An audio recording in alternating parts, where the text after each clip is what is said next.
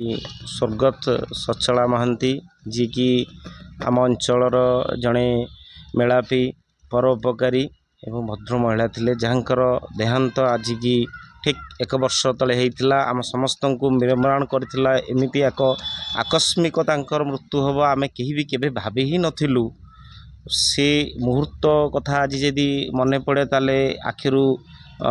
लुह तो झरझरे आसे कारण तांकर से जो भल पाइबा और तांकर जो स्नेह ममता थिला ताकू आज आम वर्षे भितर आज जे वर्षे हो गला मु सकाळु ताकू भाभी ही पारुनी तेणु निश्चिंत रूप से तांकर पिला मानक प्रति जो भल पाइबा थिला जो आंतरिकतार थिला आज पिला मानकर से जो तांकर मांकर जो स्नेह भल पाइबा पई आम पाखरे आमर जो गुरुजन माने जो माने असहाय अवस्था अच्छी से तांकर निजर पारिश्रमिक माध्यम मार सेवा सीना करि पारले नहीं तेणु ई माँ माने ई बापा माँ मानू दे से तांकर आज जो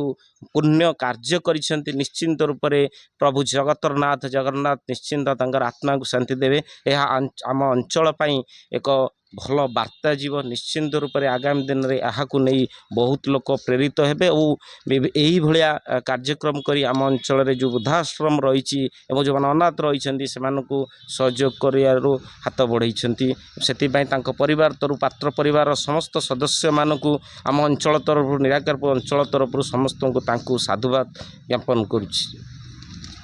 मु तो प्रथमे बहुत दुखित आज अंचल भी बहुत दुखित आज प्रथम श्राद्धवार्षिक मौसींकर आमर सान भाईर जीवन रश्मिर सी बहुले आम समस्त को सी बहुत भल पाउले स्नेह आदर आम समस्त से बांधि रखी निराकारपुर पंचायत कौन तांकर सबु जगार माने घरे घरे से परिचित थिले आउ जोठी तांकर घर से पाखापाखि मध्य समस्त से माने भल पाइबार पात्र थिले तांकर जेमती टाइटल पात्र तांकर से समस्त भल माने सबु लोकंकर से गोटे भल पाइबार पात्र थिले आमे आज भारी दुखित जे से आम पाखे नाहांती जो भल पाइबार आमको से बांधि रखी से भल पाइबा आज मिल पारानी आमे समस्ते आज तांकरी प्रथम श्राद्धवार्षिक आमर जो एठी गुरुजन माने अच्छी माँ मौसी माने अच्छी जो मैंने असहाय कि अच्छी आमे अंचल को वार्ता देलु तांकरी श्राद्धवार्षिक नहीं बर्तमान समस्ते यही किसी भल कार्य करंतु समाज रे समस्ते जानबे जे नहीं बर्तमान यही कार्य द्वारा माने आमर असहाय वृद्ध माने आमर माँ मौसी माने उपकृत हेबे। जी मो माँ प्रथम श्राद्धवार्षिक ठीक वर्ष तले मो माँ को हर निश्चित रूपे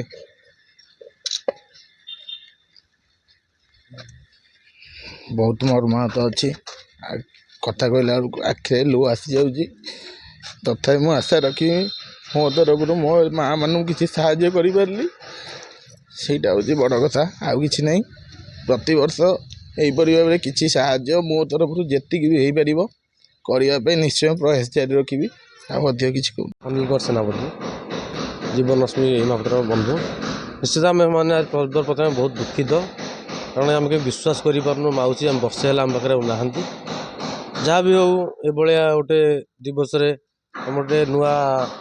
दायित्व हाथ को नौ मौसी मान जो मुद्रासन जो मैंने अच्छा असहाय माँ मौसी मानक किछि संचित अर्थर साहाय्य कर सहयोग बढ़ाऊँ या द्वारा निश्चित अंचलवासी मैंने प्रभावित हेबे एवं आगामी दिन में ये कार्य